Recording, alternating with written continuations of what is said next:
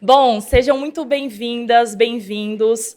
É um prazer enorme receber vocês no encontro Educação e Trabalho, Perspectivas da Educação Profissional e Tecnológica. Eu sou a Kimani, eu sou uma ativista, eu sou publicitária, eu faço um trabalho de poesia e literatura marginal com adolescentes em vulnerabilidade social. E por isso que eu estou aqui hoje, porque acredito na juventude, acredito nessa potência, acredito que hoje vai ser uma tarde de muita inclusão, de muito papo, reflexão, e eu vou estar o dia todo aqui com vocês, trazendo cada uma das falas que vão acontecer. Esse é um momento muito, muito, muito especial para o Itaú Educação e Trabalho. É uma alegria reunir vocês, que são parceiros engajados com o debate e valorização da educação profissional e tecnológica. Para abrir o evento e começar essa tarde tão maravilhosa, eu chamo ao palco a superintendente do Itaú Educação e Trabalho, Ana Inoue.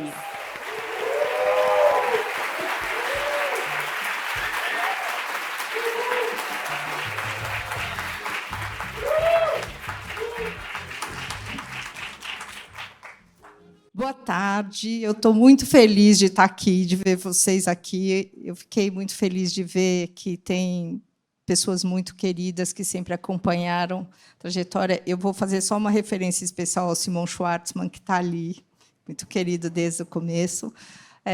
Esse daqui é o primeiro evento do Itaú Educação e Trabalho que a gente faz, e eu estou bem nervosa hoje, então vocês vão me desculpar, porque eu estou com a voz trêmula aqui.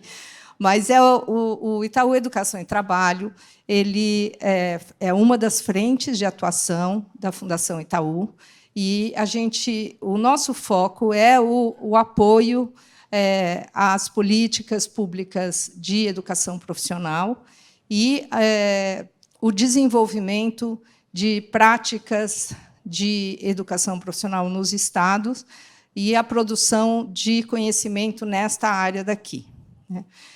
Ao longo desse dia, nós vamos ter várias pessoas contando e falando um pouco sobre esse tema e também trazendo algumas experiências e algumas visões sobre como a gente pode acolher a juventude, né? Que eu acho que a questão da educação profissional, no âmbito do ensino médio, ela tem um foco na juventude, e nós temos uma questão bem séria hoje, que é a inclusão produtiva dos jovens. Os jovens têm, nas taxas todas dos últimos anos, a gente tem o dobro de desemprego entre as juventudes do que na população geral. Nós temos uma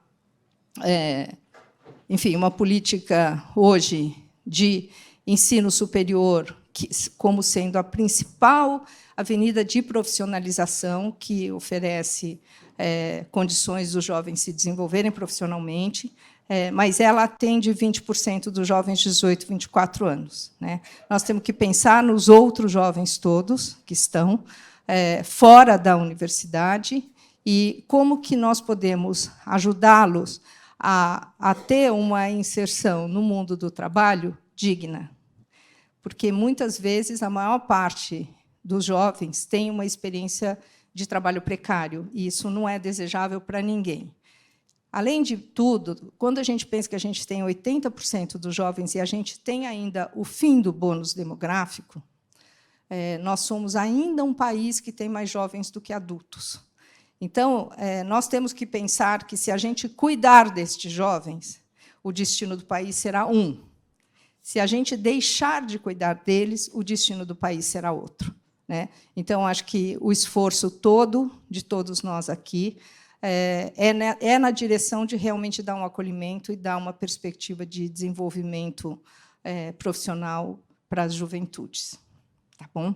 Então, eu vou, assim, encurtei bem a minha fala, porque a gente está começando atrasado, e eu vou chamar, para compor a nossa mesa, eu vou convidar ao palco a Isolda Sela, que é secretária executiva do Ministério da Educação, foi governadora do Estado do Ceará, a nossa querida. E ela é uma pessoa que sempre apoia a pauta das juventudes. Vou convidar aqui a deputada federal Tabata Amaral, que é presidente Tabata. A Tabata é presidente da Frente Parlamentar Mista da Educação, e ela foi quem coordenou e liderou toda a discussão e os debates na Câmara para a aprovação da lei sobre a qual ela vai falar, 14.645. Vou chamar aqui o Washington Bandeira, que é secretário estadual de Educação do Piauí e vice-presidente do Concede.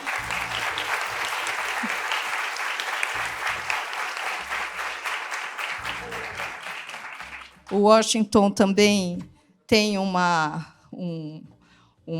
amor à educação profissional e às juventudes, né? Vou chamar agora o Pedro Wonchovski, que é presidente do Conselho de Administração do Grupo Ultra. Pedro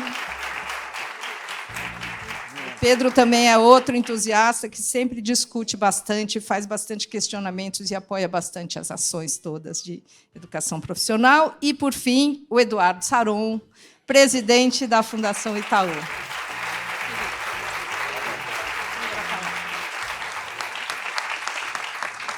Bom, para a gente começar esta mesa, eu vou convidar aqui... Saron, você será o primeiro, você pode falar daí ou você pode falar daqui, como você preferir. Tá bom. Se a Ana está nervosa, né? Imagine eu, e ainda mais ser o primeiro a falar diante dessa plateia. Então, muito feliz. Parabéns, Ana. Parabéns a toda a equipe da Educação em Trabalho, da Fundação Itaú, a turma da comunicação, né? Também, Ana, que se envolveu diretamente aqui, a turma da produção. Tem muita gente envolvida para que isso seja um sucesso. Eu estava vendo aqui, além dessa mesa bonita demais, de gente bastante relevante para o tema, eu fiquei muito impressionado com as pessoas que estão aqui na plateia, né? A gente tem gente, né, tem pessoas que são militantes do tema da educação, são militantes do tema da cultura, são militantes do tema do ecossistema do terceiro setor, muita gente mesmo que faz a diferença nessas nossas lutas da sociedade civil organizada, do terceiro setor, em conjunto com o poder público, para que as pautas possam se tornar pautas de Estado, política de Estado. Eu acho que isso é o grande sacada, é o grande trabalho do IET, com todas as pessoas aqui na mesa, Tabata em especial, aí, porque liderou todo o processo para transformar esta ação, esta ideia, este projeto numa política de Estado, na medida que, né, o presidente Lula, há pouquíssimo tempo, sancionou a lei, a Tabata certamente vai falar muito mais disso. Mas eu acho que esse é o grande desejo quando a gente pensa na educação, quando a gente pensa na cultura, quando a gente pensa nos temas da Fundação. Como a gente incide, como a gente se posiciona, como a gente oferece alimentos, conhecimentos, dá input, mobiliza pessoas, nos mobiliza para que, de fato, a gente tenha política de Estado quando assuntos são direitos, né? Assim como o tema em questão. Para vocês que sabem um pouco mais, um pouco menos, a Fundação Itaú, e eu preciso falar, até porque tem uma audiência muito privilegiada aqui, né, Pedro? Muita gente de primeiríssima. A Fundação Itaú, ela congrega hoje a área de educação em trabalho, que a Ana Inouye dirige, a área do Itaú Social, que a Patrícia está aqui, dirige. O Itaú Social está cuidando especificamente da educação infantil e do Fundi 2, lá o antigo ginásio, para quem é um pouco mais antigo, né, da minha época, né? Mas é o Fundi 2, os anos finais, e a educação infantil, dois temas muito importantes. Eu sei que Isolda está mobilizadíssima aí por essas duas questões, além de tantas outras, né? Mas o MEC tem tido várias interlocuções conosco nesse campo. E, além da educação em trabalho do Itaú Social, a gente tem o Itaú Cultural, o Jader está aqui na frente, que também, além de pensar em difundir, fazer fruir e fomentar a arte e cultura, a gente também tem um papel bastante relevante em incidir e promover o fomento a políticas públicas. Eu queria, sobretudo, ressaltar o encontro, Ana. Eu acho que a gente, depois de uma pandemia, e por mais que a gente já tenha passado por ela, a gente está num outro momento de vida no Brasil e no mundo, o encontro, o vínculo, essas trocas presenciais continuam sendo bastante relevantes, né? E a gente poder se encontrar para falar de educação e educação profissionalizante, pensando no jovem, é, de alguma forma, reafirmar algo bastante importante para a nossa juventude brasileira. A gente precisa construir para essa juventude o lugar do encontro, o lugar da construção dos seus vínculos, o lugar onde ele se encontra, constrói vínculos para poder se emancipar. Algo profundamente necessário nos dias de hoje, latente sobre vários aspectos, não só sobre o aspecto da questão do trabalho, mas também sobre o aspecto da saúde emocional. Eu vi uma pesquisa recentemente do MEC, do Ministério da Educação americana, que diz que, em cada 10 meninos e meninas entrevistados pelo MEC, um já tentou o suicídio. Não é que já pensou no suicídio, já tentou o suicídio. Uma pesquisa recente, o New York Times deu aí essa semana. Certamente a gente tem as nossas questões em relação à saúde mental também, né? E este encontro, o vínculo, a construção dessa emancipação do jovem passa, claro, na construção da sua cidadania, na busca pela sua dignidade, mas passa também por essas questões de saúde mental. Então, quando a gente pensa em educação e trabalho, toda a agenda que a Fundação, por meio aí da turma da Aninoi, conduz, a gente pensa sobre vários aspectos, né? Ainda mais em tempos tão complexos. Os números da OCDE são desesperadores, a gente está num crescente, está melhorando, a perspectiva é, de fato, auspiciosa, mas a gente precisa acelerar. O tempo que está na nossa frente não é o tempo que o jovem deseja por nós, né? E as desigualdades ainda fazem com que isso se agrave, né?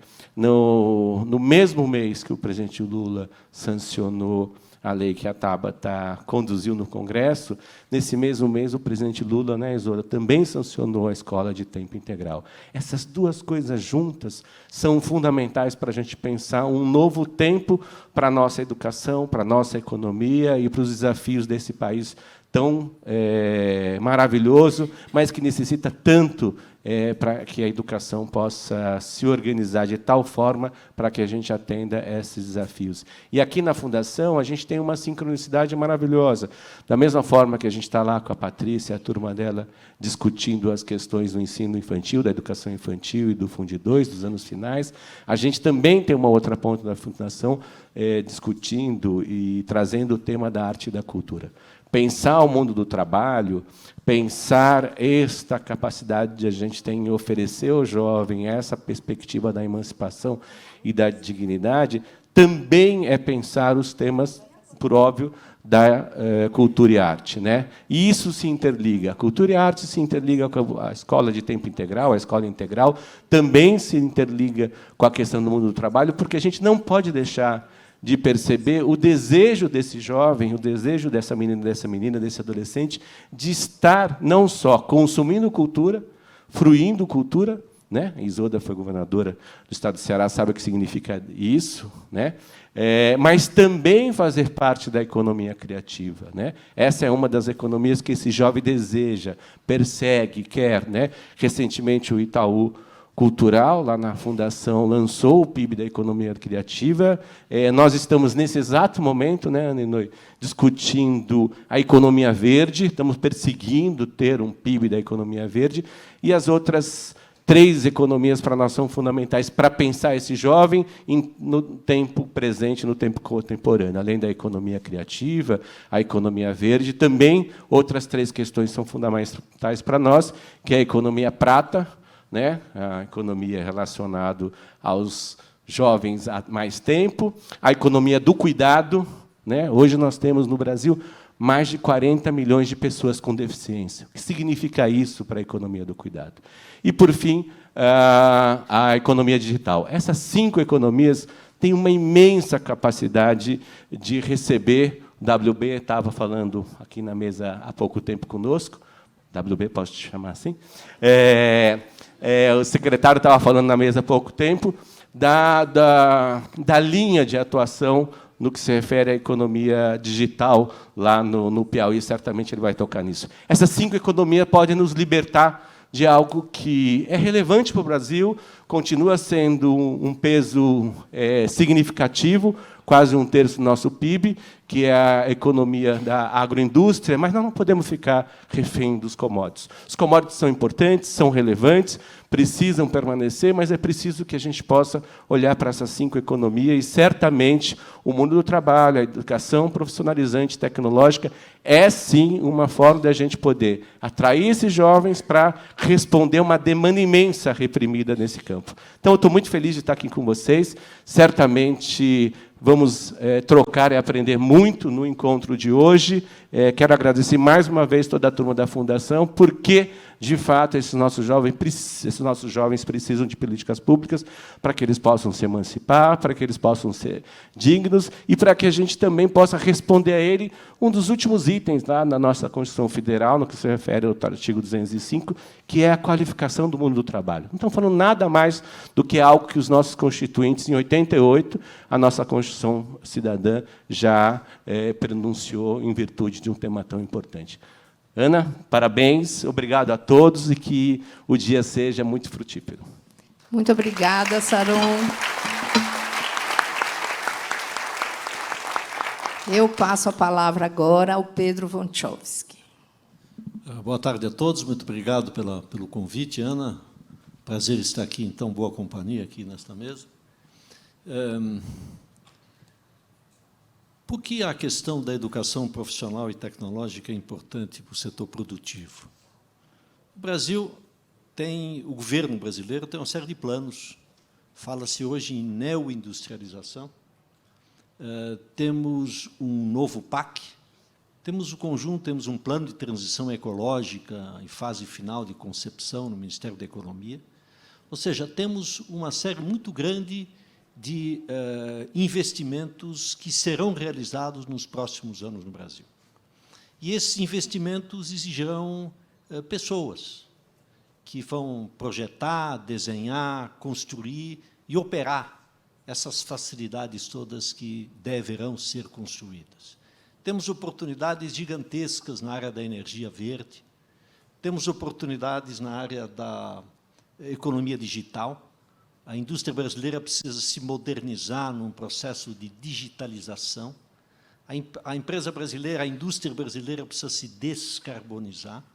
E temos uma oportunidade, um desafio imenso de transformar a Amazônia, transformar a Amazônia dando oportunidades efetivas de trabalho, renda, emprego digno e legal para os 30 milhões de amazônidas que existem hoje, e dos quais grande parte vive à margem da economia do mercado, à margem da lei, sobrevivendo à custa de atividades ilegais. Então, temos, portanto, demanda, temos e teremos cada vez mais necessidade de pessoas qualificadas no Brasil. No outro lado da oferta, nós temos aí cerca de mais de 7 milhões, quase 8 milhões de jovens matriculados no ensino médio, dos quais apenas cerca de 10%, 11% hoje estão no ensino técnico profissional.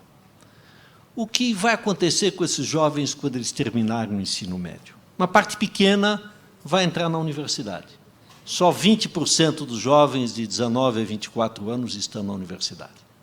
Os outros não estão adequadamente preparados para enfrentar o mercado de trabalho. Os outros não estão adequadamente formados para responder aos desafios e às demandas que virão fruto desses investimentos, frutos da expectativa de crescimento da atividade empresarial e industrial no Brasil. Por outro lado, esses jovens estão desesperançosos, esses jovens, em grande parte, vão se juntar aos aos que nem continuam estudando e nem trabalham.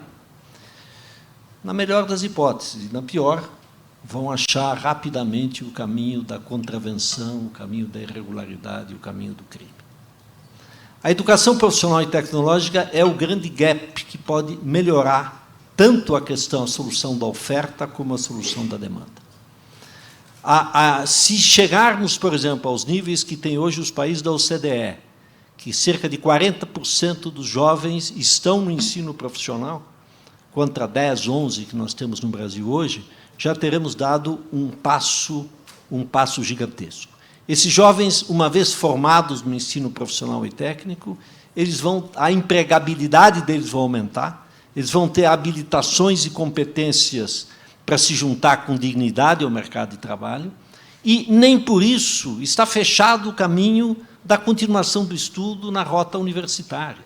Ou seja, ele é terminal, mas não necessariamente terminal. Ele cria uma oportunidade, ele abre uma série imensa de portas, sem fechar nenhuma. Então, essa é a opção que o Brasil tem que tomar. Então, do ponto de vista social, para dar dignidade e empregabilidade aos jovens, do ponto de vista econômico, para suprir pessoas habilitadas a fazer parte desse esforço de crescimento do Brasil. E mais, há um terceiro fator que as pessoas, em geral, esquecem.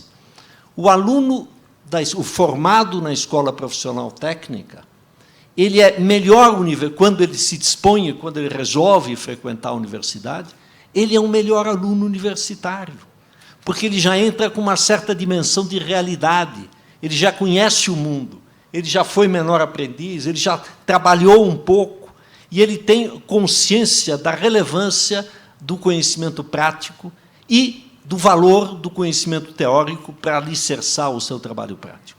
Então, é um aluno muito mais habilitado e capacitado a fazer um nível superior. Portanto, ganhamos todos. Ganham os jovens, com mais opções e mais alternativas, ganham as empresas, com mais disponibilidade de pessoas para trabalhar, ganha o país, ganha a sociedade brasileira por reduzir o número de pessoas sem destino, sem formação, sem motivação e, portanto, sem futuro. É por isso que estamos aqui, é por isso que creio que todos nós juntos estamos abraçando esta causa. Muito obrigado.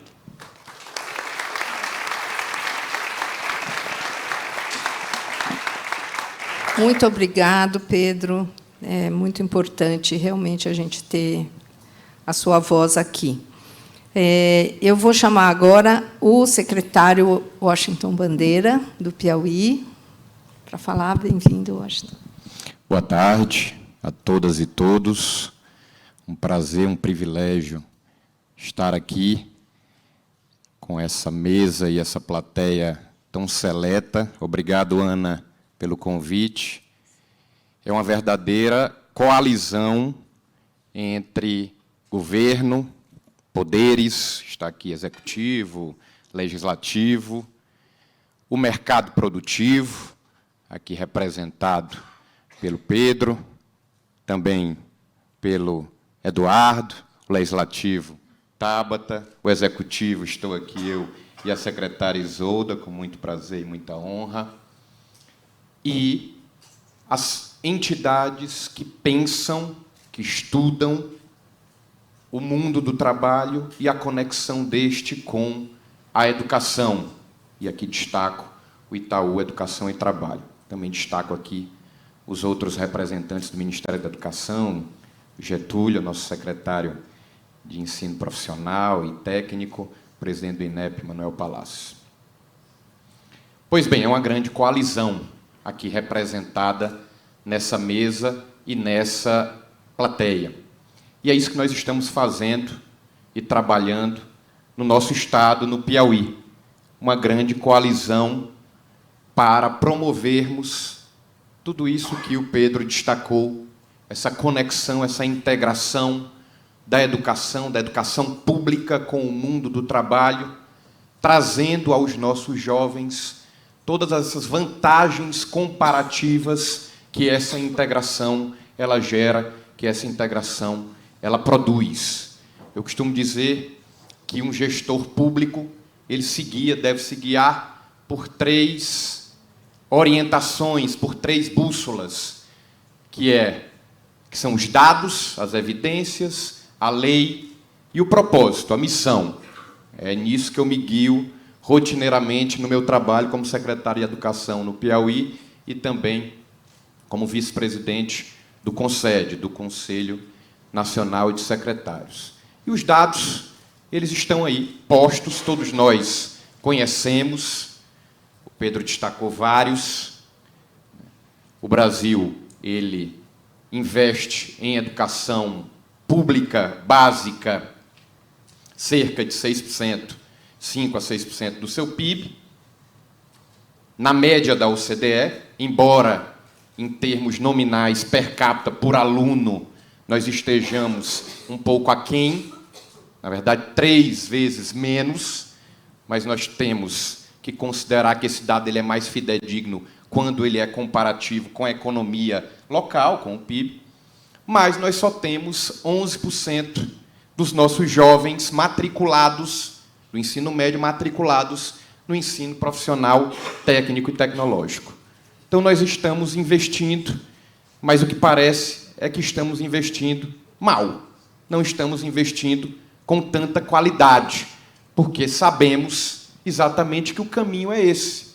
Um jovem de uma escola de tempo integral com ensino profissional integrado, ele tem, por exemplo, o dobro da proficiência, da aprendizagem ao final do ensino médio em língua portuguesa e o triplo em matemática.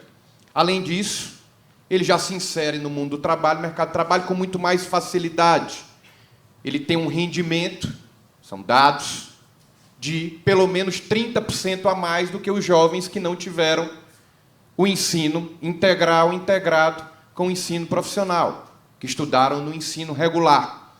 Então, os dados mostram e o caminho mostra que a solução para nós darmos mais, garantirmos mais e melhores oportunidades aos nossos jovens e também fomentarmos a economia do país, promovendo, assim, desenvolvimento social e econômico, equidade, redução de desigualdades, é através da educação pública, ainda no ensino médio, unindo o tempo integral com o ensino profissional. Vou fazer um outro recorte. O livro Fora de Série, que é um best-seller, ele mostra que o Bill Gates, fundador da Microsoft, aos 19 anos, ele teve aula de programação na única escola técnica dos Estados Unidos que ofertava este curso de programação ainda no ensino médio.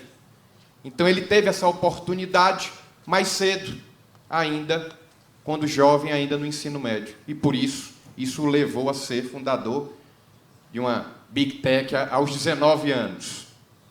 E nós temos que oportunizar isso para os nossos jovens do ensino médio, até para reduzirmos a evasão, até para fixarmos e atrairmos esses jovens para o ambiente escolar. E é isso que nós estamos fazendo, guiados por esses dados e por esse propósito, por esse caminho, estamos fazendo no nosso mundo, na nossa realidade Piauí, inclusive com o apoio do Itaú Educação e Trabalho. Hoje o Piauí ele é o estado com o maior número proporcional de matrículas no EPT.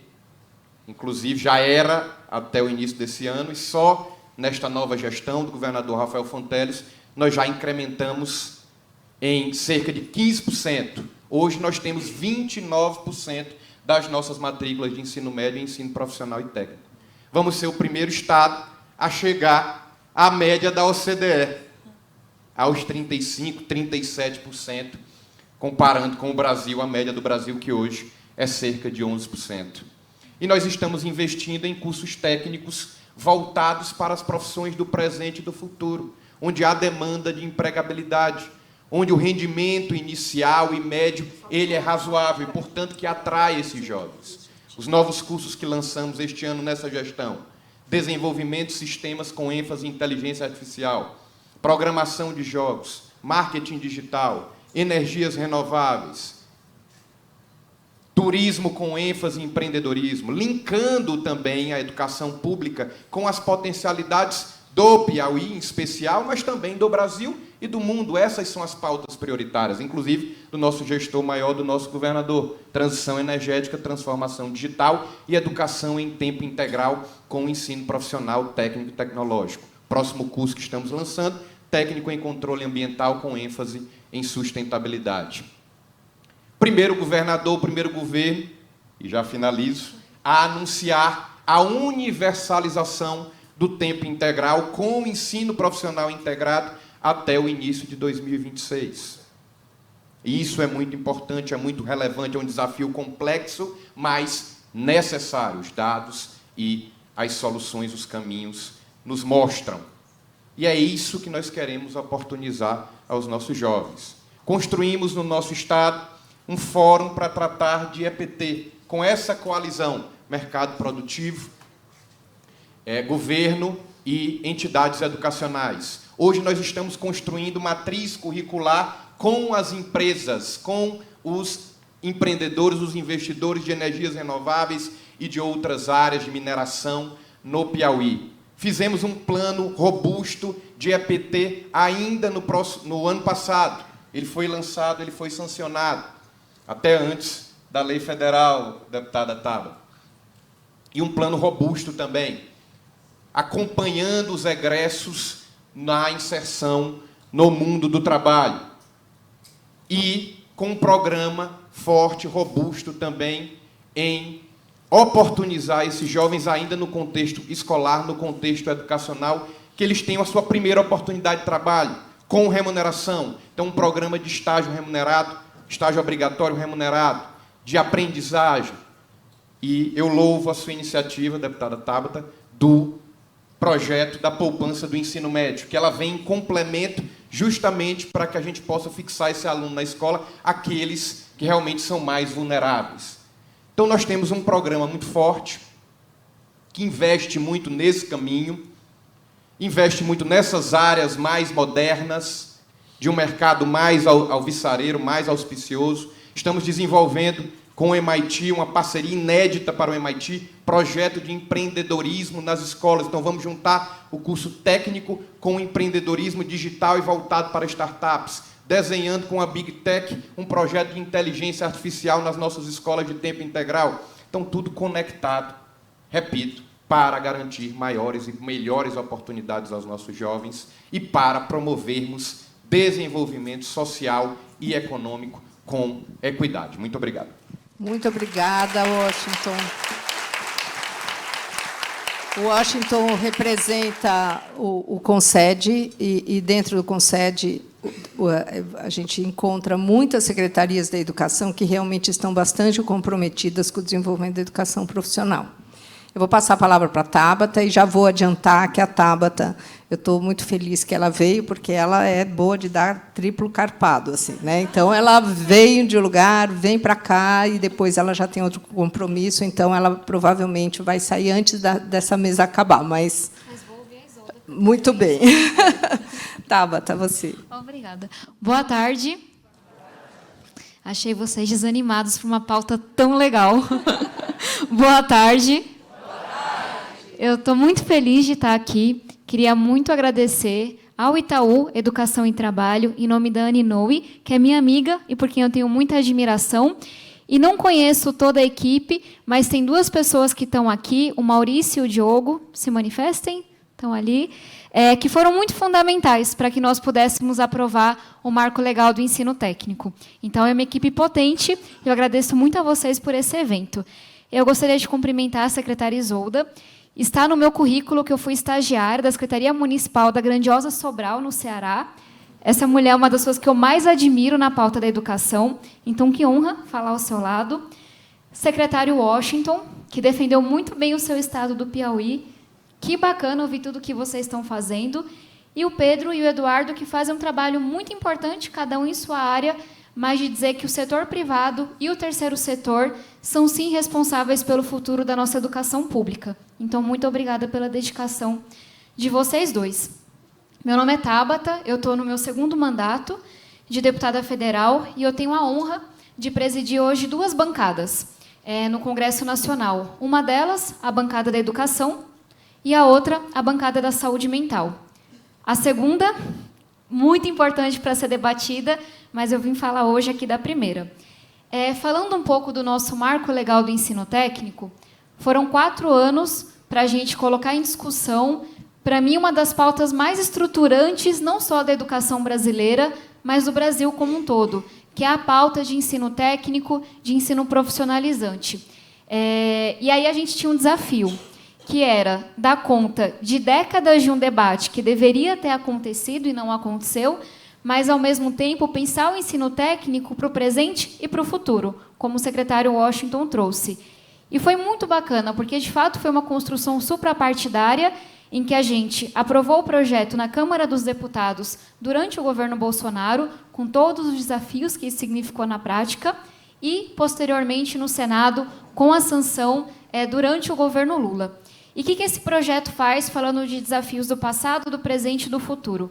A primeira coisa é exigir que esse Brasil tenha uma política nacional estruturante de ensino técnico profissionalizante. Isso está na lei. Agora, essa missão está com o Ministério da Educação e o prazo é de 2 anos para que nós possamos ter essa política. Uma outra coisa muito básica. Essa é a única modalidade de ensino que a gente não avalia enquanto país. E eu sei que o presidente Palácio está aqui e vai mudar isso junto com a gente. E faço aqui o meu elogio aos técnicos do INEP, que mesmo num momento muito conturbado, nos ajudaram a colocar isso no texto, que a gente avalia educação infantil, a gente avalia educação fundamental, ensino médio, graduação, pós-graduação, mas até aqui eu não sei dizer para vocês com dados de inserção no mercado do trabalho, de resultado acadêmico, quem faz o melhor ensino técnico. Apesar de que o secretário fez uma defesa aqui muito enfática de que são eles. E aí a gente vai ouvir uma representante do Ceará aqui. Mas, brincadeira. Aguardem, São Paulo vai estar nessa competição também.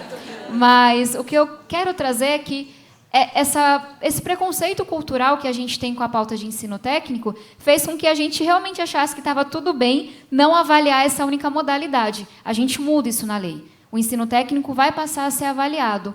Uma outra coisa também bastante óbvia, convidar o setor produtivo para construir os currículos junto com o setor público, junto com as juventudes. Eu digo que bastante óbvia, porque a gente não faz até aqui, mas o mundo todo faz isso. Também está na nossa lei. Outra coisa bastante óbvia, conectar o jovem aprendiz com os cursos de ensino técnico que são oferecidos pelo público, inclusive. Óbvio, né? Porque por que você vai fazer aquele jovem que está na rede pública ir atrás de um curso no setor privado para poder ser jovem aprendiz? O Brasil tem dessas maluquices. Mais uma coisa que a gente conseguiu corrigir. Mas, como eu dizia para vocês, a gente não queria só corrigir as obviedades que já deveriam estar postas. A gente queria dar um passo em direção ao futuro, alguns passos. E aí, existe um preconceito com a pauta de ensino técnico, e a gente tem que olhar para isso. Existe um discurso de que ensino superior é para rico, ensino técnico é para pobre. E aí a gente vai olhar para os dados, a gente vai olhar para a realidade. Na prática, o jovem mais vulnerável não está nem terminando o ensino médio hoje. A taxa de evasão e de abandono escolar mais do que dobrou durante a pandemia. Então, esse preconceito nosso de achar que a gente tem que escolher entre um e outro, que é um preconceito de um Brasil muito desigual, muito dividido, ele leva a esse dado de 11% só que está no ensino técnico. E aí eu trago a minha experiência. Venho da periferia, fui aluna de escola pública boa parte da minha vida, mas meu irmão só estudou em escola pública. Meu irmão não teve a menor chance de passar no vestibular na primeira vez que ele fez. Não teve uma aula de química durante todo o ensino médio. A salvação do meu irmão foram os 2 cursos técnicos que ele pode fazer, que lhe permitiu depois entrar num cursinho e aí sim passar na Unicamp. Então, só para trazer que não é um ou outro, é sobre a gente ampliar o número de portas que estão abertas, porque são muito poucas, para juventudes que estão em posições extremamente vulneráveis. Mas como é que você faz isso na prática? Como é que você vence o preconceito? Como é que você olha para o futuro? Uma coisa que a gente fez foi criar um sistema de créditos. Então, se você fez formação técnica, por que raios que você tem que repetir tudo quando você vai para uma graduação? Eu vou trazer uma coisa com muito cuidado. Meu irmão disse que ele aprendeu muito mais no curso técnico e no trabalho do que na faculdade. Mas ele teve que começar do zero. Então, isso está na lei também. Obviamente, o MEC vai regulamentar, mas se for na mesma trilha de conhecimento, os créditos deverão ser reconhecidos e reaproveitados. Porque se você tem uma formação técnica no ensino médio, posteriormente, na mesma área da tua graduação, não tem por que você ter que repetir todo o trabalho. Acaba criando um desincentivo, inclusive. Isso a gente conseguiu mudar. E uma segunda coisa, pensando num conceito que é talvez o mais relevante para quem pensa o futuro da educação hoje, que é a educação ao longo da vida. Acabou essa história da gente se matar por um diploma de 5 anos e trabalhar com isso até a aposentadoria. Os estudos mostram que os jovens que se formam hoje no ensino médio terão de 8 a 11 profissões ao longo da vida. A gente vai ter que voltar para a sala de aula muitas vezes. E se você não tem o sistema de créditos que eu mencionava, e se você encara diploma da forma quadrada como a gente encara, fica muito difícil. Então, outra coisa que a gente faz é falar de certificação. Então, digamos, um caso clássico da periferia, o jovem que vai lá, se endivida para fazer uma graduação privada, por N razões tem que parar no meio, ele sai com a mão abanando.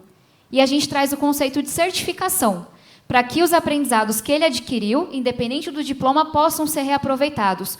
Com créditos, certificação, blocos do conhecimento, a gente acha que a educação está muito mais preparada para lidar com a revolução tecnológica que já está acontecendo.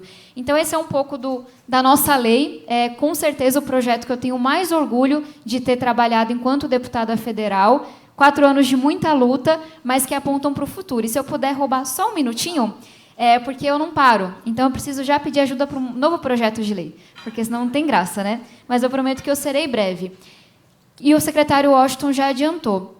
Eu vivi uma experiência no meu 2º ano do ensino médio. Eu venho da periferia, fui bolsista em uma escola particular por conta das Olimpíadas de Matemática de escola pública e, apesar de ter a bolsa, aquela experiência foi bastante difícil.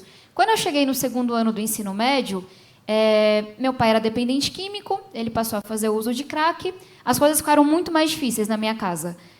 O almoço não era todos os dias, a passagem começou a faltar. Resultado, eu que fui medalhista em 40 Olimpíadas do Conhecimento, super nerd, só para dizer que não tem nada a ver com quanto você é apaixonado ou não pela educação, super engajada com os meus estudos, eu pensei em desistir do ensino médio. E eu, de fato, comecei a faltar, comecei a sair. E a minha sorte foi que um professor percebeu o que estava acontecendo, o professor Rubens, de Química, e depois de algumas horas de conversa, ele arrancou o que acontecia na minha casa. E, a partir daquele momento, a escola se responsabilizou pela minha alimentação e pelo meu transporte todos os dias. Não fosse por isso, eu não teria terminado o ensino médio, não teria feito faculdade, não teria me candidatado, essa confusão toda não teria acontecido. Por que eu trago isso? A gente tem um problema gigantesco para enfrentar, especialmente nós que defendemos educação integral com ensino técnico, que é jovens que precisam escolher entre estudar e levar comida para casa. Isso é muito absurdo. E eu trago o meu exemplo para dizer que não tem nada a ver com o quanto você é apaixonado pelos seus estudos. Não tem nada a ver com motivação, é coisa concreta. Falta dinheiro para você comer. Eu ia para a escola com fome, até a minha escola perceber isso. Então, a gente defende um projeto que eu apresentei lá em 2021, que é a poupança em ensino médio. Esse projeto foi construído com o economista Paz de Barros, é um projeto belíssimo, já foi testado, pouquíssimas coisas na educação já foram testadas aqui no Brasil. E ele mostra que você dá uma poupança ao final de cada ano concluído, talvez até com auxílio mensal para aquele jovem, reduz a evasão em 1/3 e aumenta a nota, aumenta o rendimento de toda a turma. E aí vocês me perguntam, quanto custa esse projeto? Depende de quantos alunos, depende se é do nono, a partir do primeiro, etc. Mas a gente tem dados suficientes para dizer que para cada R$1 que você coloca na poupança ensino médio, voltam 100. Os estudos estão aí, mas de onde que eu tiro isso? Quem não termina o ensino médio vive 3, 4 anos a menos. Quem não termina o ensino médio no Brasil, dados para serem checados, tem mais chance de cometer um crime, de ser preso, de estar num emprego precário. É uma tragédia humana em todos os sentidos, e o Paz de Barros conseguiu computar, antes da pandemia, um custo mínimo de 214 bi por ano que a gente leva pela evasão e pelo abandono escolar. Eu estive, nessa semana, com os ministros Padilha, Rui Costa, Wellington Dias, já falei com o ministro Camilo, estou aí numa super empreitada, e eu venço pelo cansaço, muitas vezes, para que a gente possa aprovar esse projeto, que é o PL 54 de 2021, criando uma poupança em ensino médio, para que a gente possa chegar junto com políticas de ensino técnico, com políticas de educação integral, e, de fato, não deixar ninguém para trás. Então, vejam como uma política de investimento, custo-benefício altíssimo, não conheço nenhuma ação que você coloca R$1 e volta 100. Se alguém conhecer, me diga, porque eu quero investir. Então, queria muito pedir o apoio de todos vocês para que a gente possa aprovar esse projeto. Muitíssimo obrigada, perdão pelo tempo. Muito obrigada, Tabata. E agora eu passo a palavra para Isolda, que é a nossa musa. Vai lá. Meu Deus do céu. Ana, muito obrigada pelo convite. É um prazer estar aqui, né, com todos vocês, e muito bem acompanhada aqui nessa mesa, né, e Tabata, Washington, Pedro e Eduardo, e eu trago aqui os cumprimentos do ministro Camilo Santana, que não pôde estar aqui, mas estou com o mandato de afirmar o compromisso e a responsabilidade do Ministério da Educação com essa agenda, saudando aqui uma representação muitíssimo importante desse time, secretário Getúlio, o presidente Manuel Palacios, presidente do INEP, e o Getúlio exatamente da Secretaria da Educação Tecnológica, e um time muito dedicado e muito empenhado e absolutamente convertido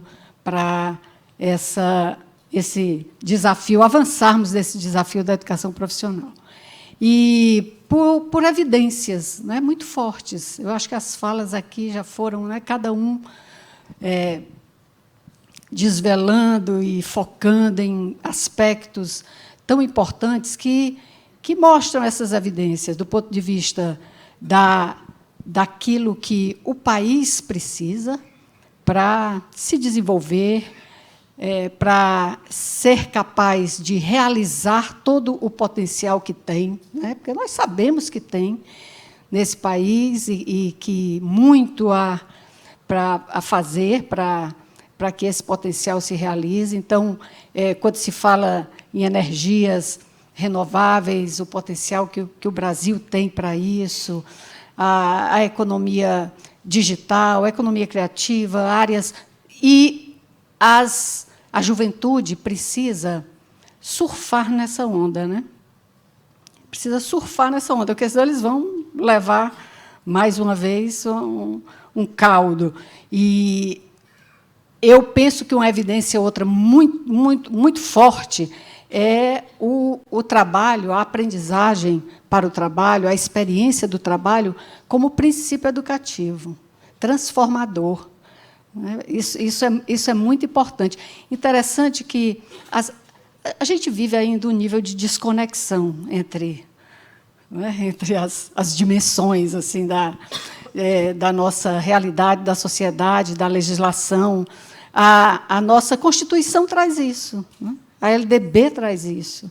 E, assim, por muito tempo, nós temos grandes desafios, mas já vemos um avanço importante ao longo desses anos, mas, por muito tempo,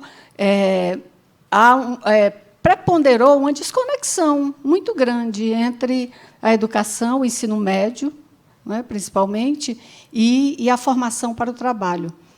Pelo preconceito, né, realmente se constituiu um nível de preconceito com relação à formação técnica.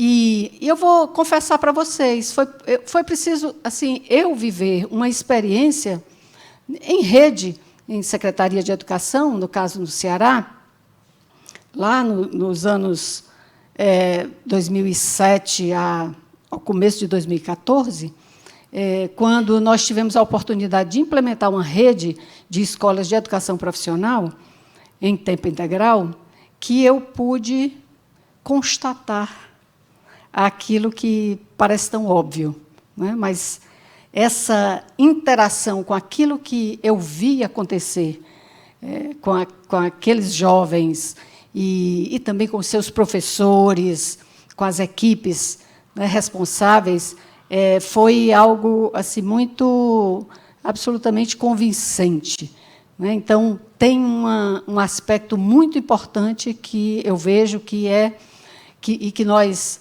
né, não podemos continuar perdendo essa força que vem a favor da formação do jovem, da formação mais integral, inclusive. Nós estamos também um momento importante porque nós temos mais portas abertas. Eu acho que a Tabata falou muito bem, e que, por exemplo, essa lei, que foi recentemente sancionada, ela abre portas, tira barreiras, né? Favorece acho que o Pedro também falou isso, assim, né? Não se trata de fazer exclusão de trajetórias ou de caminho, pelo contrário, é a possibilidade de integração e de construir itinerários e formações com toda essa dinâmica diferente já hoje, cada vez mais vai ser diferente, né, do mundo do trabalho e das profissões, e tudo isso eu penso que é também algo que se coloca assim com muita importância nesse momento. O compromisso do Ministério não pode ser outro, né, que não seja estar conectado e responsabilizado pela parte que lhe cabe, inclusive alguma instância de coordenação dessa política, construção e coordenação dessa política. E nós temos já estamos no processo, inclusive, de constituição das instâncias participativas, porque nós temos que ter a pluralidade da participação e do compromisso. Essa mesa aqui, como foi falado, esse palco, é uma representação disso. Eu acredito nisso.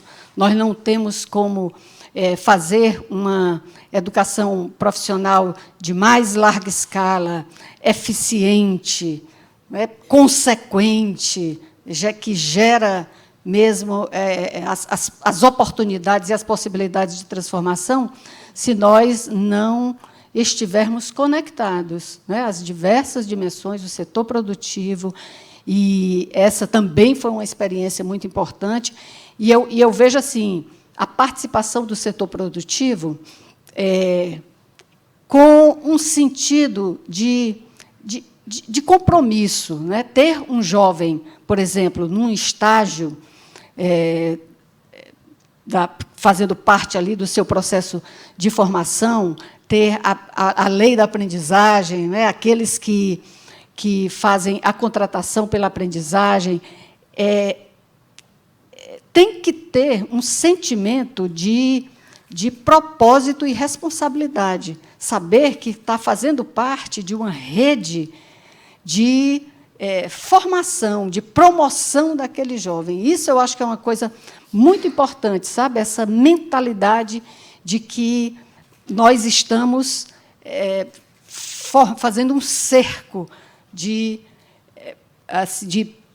proporcionar aos jovens, à juventude, essa formação que possa realmente possibilitar a realização dos sonhos deles e que eles possam, inclusive, seguir nos seus processos de desenvolvimento, de estudos em outras instâncias, em outros níveis e tal. E eu sempre tenho uma toada que semelhante à que eu sei que a Ana também tem, de relembrar que praticamente 85% da juventude brasileira está nos bancos, vamos dizer assim, das escolas públicas. 85, uma pequena variação, até para mais um pouco, em 88. Né? Então, isso, sabe, assim, é um pouco aquela coisa, Brasil, né? Vamos olhar para isso, porque é a oportunidade real que nós temos de operar, de realizar as transformações que precisamos, passa por aí, com certeza. E eu não tenho dúvida que o compromisso de expansão dessa oferta de educação profissional é um dos pilares fortes de sustentação disso. Nós temos também a evidência de que estamos muito atrasados.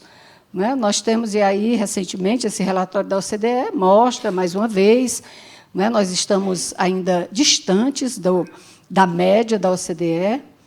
Tem uma coisa que é promissora, que é um alento, que é assim, dos que estão na educação profissional, a média de conclusão, no tempo ali previsto E mesmo aqueles que concluem com um tempo a mais, é semelhante à da OCDE. Ou seja, né, tem uma coisa que acontece assim, já que mostra sinais, né, de bom desempenho e de adesão, que é exatamente essa realidade aí dos que ingressam e que o acesso é que está ainda muito reduzido. Então, assim,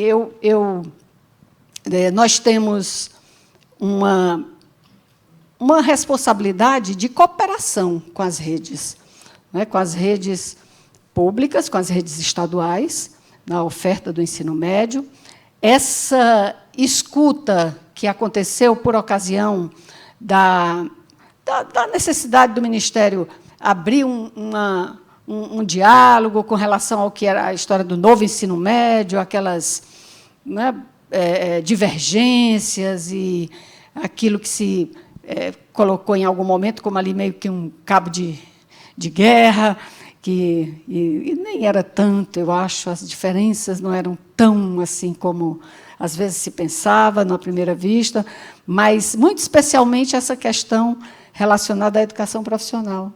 Foi algo que também, mas nesse campo das evidências, né, isso veio muito forte, o posicionamento dos jovens majoritariamente pela educação profissional.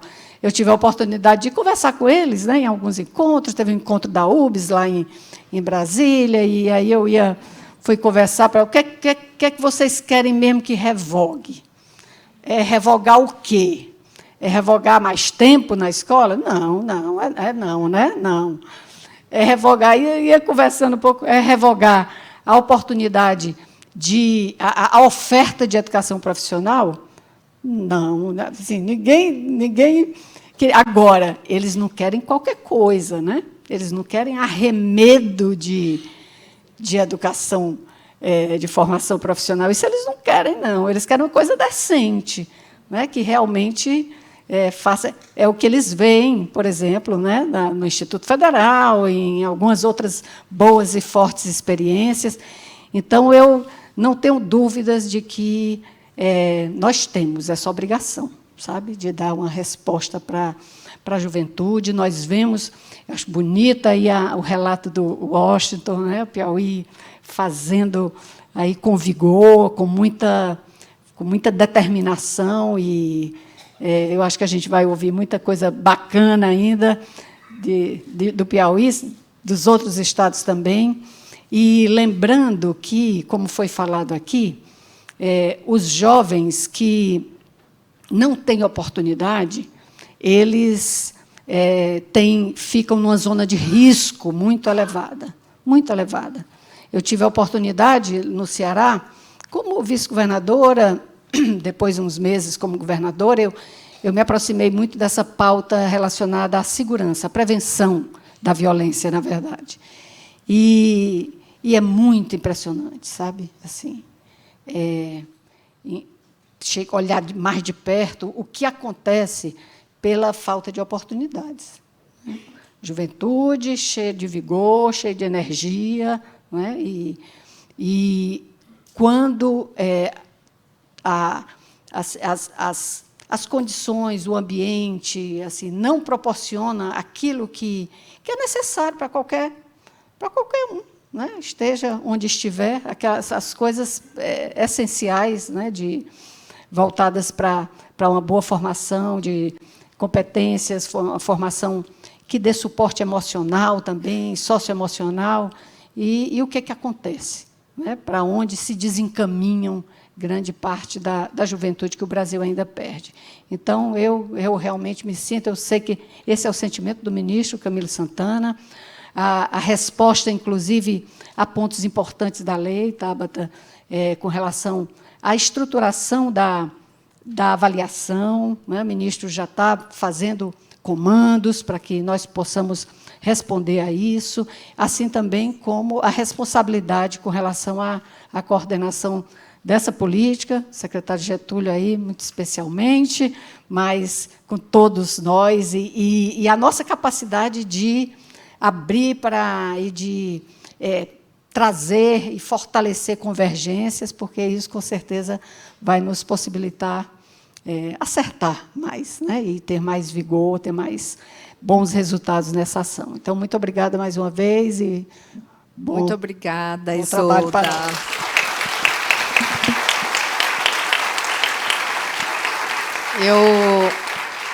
Eu estou assim, muito feliz da gente estar aqui hoje. Se a gente pensar que, alguns anos atrás, e todos aqui sabem disso, a educação profissional era o patinho feio da educação, né? Ninguém achava, todo mundo achava meio, não achava muito charmoso, sexy, nada, não tinha nada de interessante na educação profissional. E hoje é um assunto tão relevante, né? E é um assunto que aqui o que a gente está vendo é que nós estamos num momento muito propício, né? A gente tem uma lei, a gente tem um Ministério da Educação comprometido com o desenvolvimento consistente da educação profissional. Eu acho que, quando a Isolda fala, eles não querem qualquer coisa, os jovens não querem qualquer coisa, eles querem uma educação profissional decente. Eu vou só contar um fato que aconteceu, que eu conto muitas vezes, que uma vez eu estava numa comunidade e tinha um grupo oferecendo cursos técnicos de edificação, com bolsas e tudo mais, e daí eles puseram uma faixa na frente do espaço lá onde tinha, e estava lá distribuindo guaraná, Coca-Cola, sanduíche e tal, e oferecendo as matrículas nos cursos, né? E, na frente desse lugar, então, tinha um agito lá, um monte de gente, tinha umas bexigas e tal, cara de festa, então estava cheio de gente lá. E, na frente desse espaço, teve um cara com um senso de oportunidade incrível, que ele pegou um papelão, escreveu com tinta guache, curso de DJ, R$100, e pendurou lá, tinta escorrendo, assim, né, naquele pedaço de papelão, era num portãozinho que era no fundo. O que os jovens faziam? Eles iam lá, pegavam Coca-Cola, guaraná, sanduíche, e iam para a fila do curso de DJ de R$100, né? E eu fui na fila. O que vocês estão fazendo aqui na fila? Porque lá tem um curso, está dando bolsa, não sei o que e tal. E a fala deles foi: eu não quero ser pedreiro. Meu avô é pedreiro, meu pai é pedreiro, eu não quero ser pedreiro, eu quero ser DJ. Então, eu acho que, assim, eles sabem o que eles querem, e, se a gente não dialogar com esse desejo, né, a gente não vai acertar. Não vai acertar. É muito importante colocá-los à frente daquilo que realmente dialoga com os desejos de desenvolvimento, de crescimento deles. Todos nós fomos adolescentes, todos nós fomos jovens, a gente sabe que é a hora da gente sonhar, né? Então, a gente não pode não dialogar com essa perspectiva do sonho. Então, acho que, quando eles falam, a gente quer educação profissional, a gente quer mais tempo de aula. Quer dizer, vocês veem, os jovens, eles querem a escola, eles querem estudar, eles querem ir adiante nisso. É a nossa obrigação oferecer cursos que possam realmente dar para eles essa condição de desenvolvimento, que é o que todos eles querem, né? Então, eu acho assim, nós estamos num momento muito bom para isso. A gente tem várias experiências que se mostram, quer dizer, o Washington veio aqui, eu fiquei super feliz, porque o Piauí, há muitos anos, é o estado que, proporcionalmente, por porcentagem, é o estado que mais oferece educação profissional do país. A Isolda cochichou aqui comigo, e todo mundo fica com inveja, né? Porque eles ofereceram o maior número. E ele sabe, e está com esse compromisso de atualizar a qualidade dos cursos e vocacionar os cursos para o que nós estamos chamando de novas economias, que é o que o Saron trouxe, que é também o compromisso da Fundação, né? E aqui a gente tem, quer dizer, o Pedro Vonchovski, não é à toa que eu o convidei, porque ele, desde sempre, ele é a pessoa que ele é comprometido, é o setor produtivo e é um empresário comprometido com a perspectiva da educação, que enxerga, na verdade, o quanto que a gente perde por não investir na juventude. E é isso que eu acho que a gente tem que pensar, né? A gente ainda é um país com mais jovens do que adultos, né? Mas a gente pode perder essa oportunidade. O que nós estamos perdendo? Nós estamos perdendo toda a criatividade dessa juventude, né? A gente está perdendo toda a inteligência dessa juventude. É isso que a gente está se dando ao luxo de perder. E é isso que a gente não pode corroborar. A gente tem que lutar contra isso e, daí, pensar nas propostas que possam avançar. E esse é o momento para a gente fazer isso.